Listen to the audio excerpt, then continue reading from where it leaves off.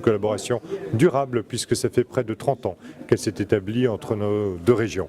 C'est la collaboration la plus ancienne au niveau régional entre nos deux pays et elle se fonde sur des actes forts, sur des actes de collaboration économique, stratégique, sur une collaboration médicale entre notre CHU et notre faculté de médecine et celle d'Oujda. Tout cela, c'est juste naturel, c'est une collaboration concrète. Elle se fait aussi parce que vous savez peut-être qu'en France, le gouvernement a décidé de confier aux régions toute la stratégie en matière d'économie, en matière d'innovation, en matière de recherche, d'enseignement supérieur, de transition énergétique.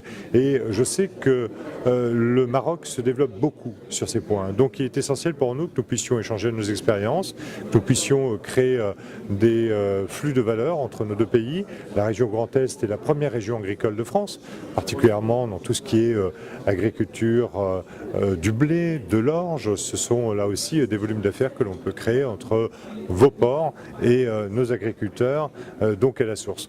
Tout cela, nous y réfléchissons avec les autorités marocaines, le Wali, le président de la région, pour bien que le Maroc puisse naturellement renforcer ses liens avec la France, que la France renforce ses liens avec le Maroc, mais qu'au-delà de cela, nous considérions nous aussi que le Maroc est une magnifique terre d'entrée vers le continent africain dans sa globalité, d'où la présence forte aujourd'hui d'amis du continent pour bien marquer toutes ces relations.